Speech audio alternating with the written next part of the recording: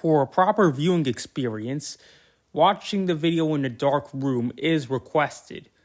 However, for optimal viewing experience, watching the video in a dark room plus LED lights is very much recommended. Additionally to the LED lights, you can use some blankets if necessary. From Trollbot.EXE with love.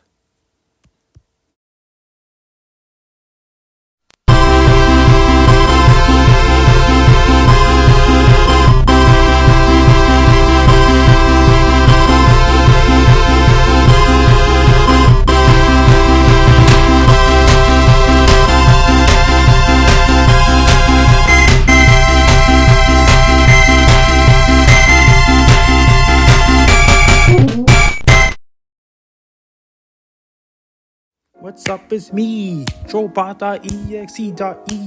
What's up, it's me, ready to watch another video. This time it's a prequel to the history of Voltron. Let's go, 1, 2, 3. What is wrong with me?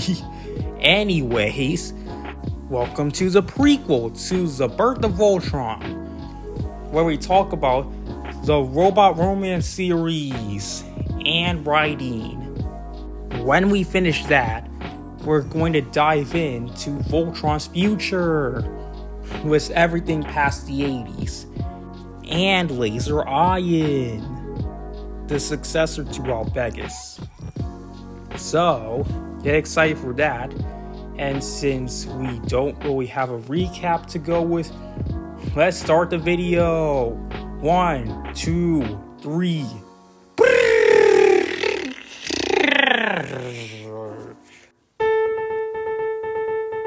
Let's go back to 1972 when Mazinger Z was first released. It was the second ever Super Robot show after Iron Man 28, and the first robot show to feature a piloted mech. Then, let's fast forward to 1974, when Getter Robo was released, the first combining mech with 3 individual mechs becoming one, and it aired alongside Mazinger Z's sequel, Great Mazinger.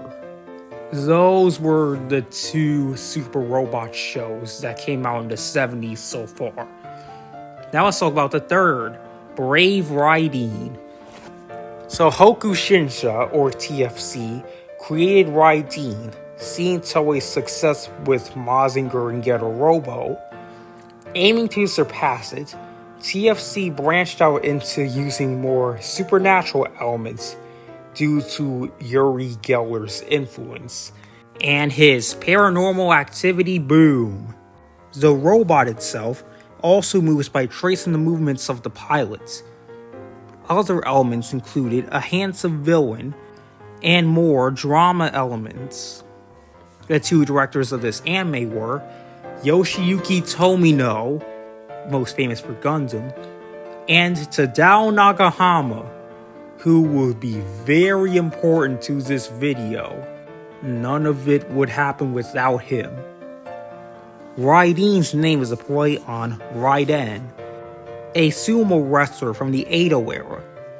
Other names considered were Zamander King, which was used during production, and Emirander, which was chosen because of a green-colored illustration. Unlike Mazinger Z's dark, Western, villainous look, Raideen has Eastern Japanese armor, a good guy look, and a tricolor of red, white, and blue that you see a lot on many different flags. The robot's ability to transform into a bird was inspired by Kamen Rider. Where the bird thing came in, I don't know. So, let's talk about the plot. In 1975, the Demon Empire awakens after 12,000 years to take control of Earth. Raideen, the protector of the lost continent of Mu, senses their presence and awakens inside its golden pyramid. A soccer captain, Akira Hibiki, is alerted about the Empire by a mysterious voice and goes to the pyramid. Why Akira? Because he is a descendant of Mu's citizens who must help Raideen save Earth. Akira enters the robot by accelerating his motorcycle, then throwing himself upward after doing a pose, allowing a tractor beam from the robot to pull him inside to an internal cockpit from which he assumes control. Akira is helped by Mari Sakurano, longtime friend and love interest, and his soccer teammates. Halfway through the story, a demon empire's emperor, Barao, is released from his statue prison and intends to finish what he started 12,000 years earlier. Well, that's done. Now, one of NET's shareholders, NET being the network Raideen aired on, Asahi News, did not want to pander to the paranormal boom. So the paranormal elements were removed after 3 episodes. Originally there was going to be a full occult setting, but it was phased out after the first 13 episodes. NET demanded more revisions. The staff refused to do, causing Yoshiyuki Tomino to say, "Okay, I'm out." Nagahama stepped in and fared much better. Tomino would meanwhile take notes and blossom with his own path in anime like Zamba 3 and Gundam. Meanwhile, Nagahama would die at the age of 48 in 1980 during the airing of God Sigma. So, on a lighter note, the show in Toei was a hit, the latter surpassing Mazinger sales. There was even a fan club of high school girls because of the handsome villain, Prince Sharkin. When he was killed off halfway, there was a lot of backlash. Nagahama even got mailed razors. Sharkin, he was the original handsome villain Sunrise would use in later works like Gundam with Char Aznavour. Sunrise was the production company that actually animated the show. TFC just managed it. Well, Raideen's profits solely went to TFC, resulting in them breaking off and teaming up with Toei for the next 3 shows.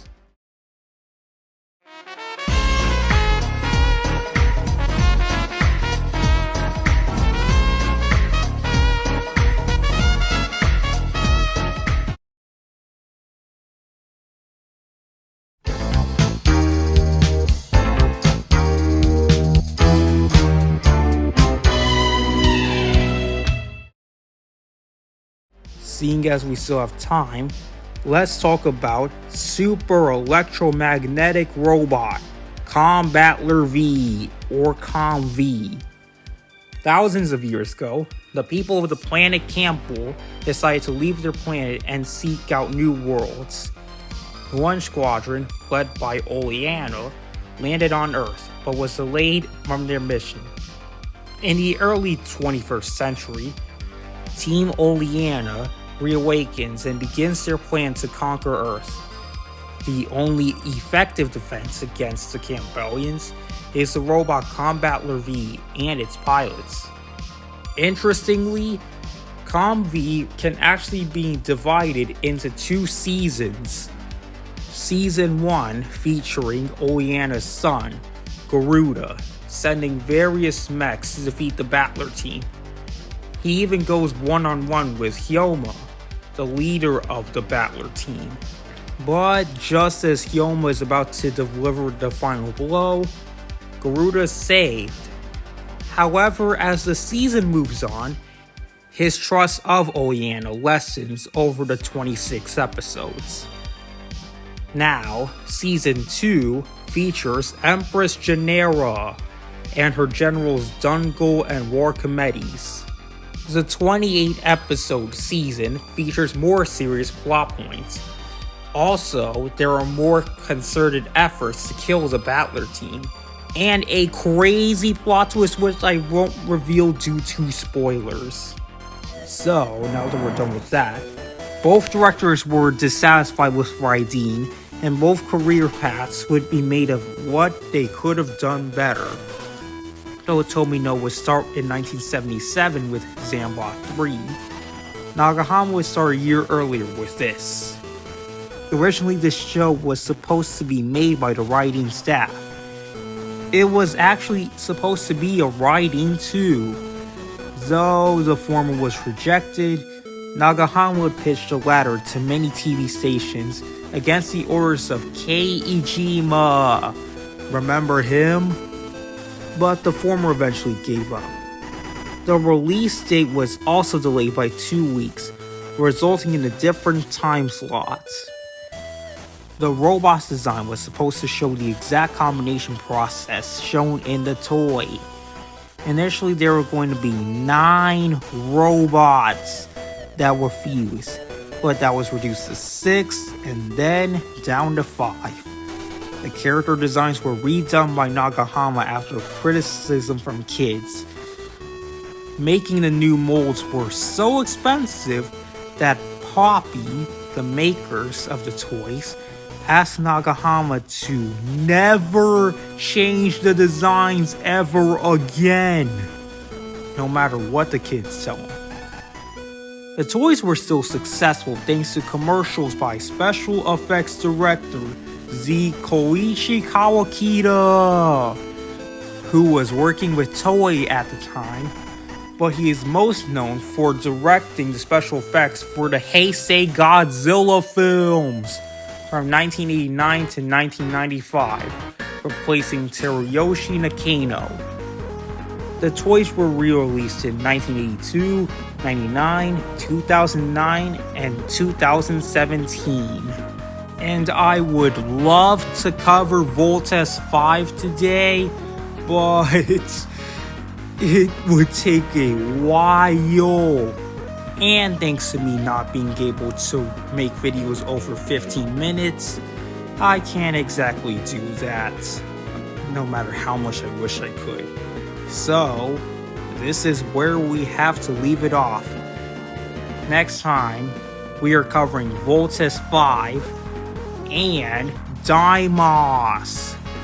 So, get excited for that, and in the meantime, later, fool.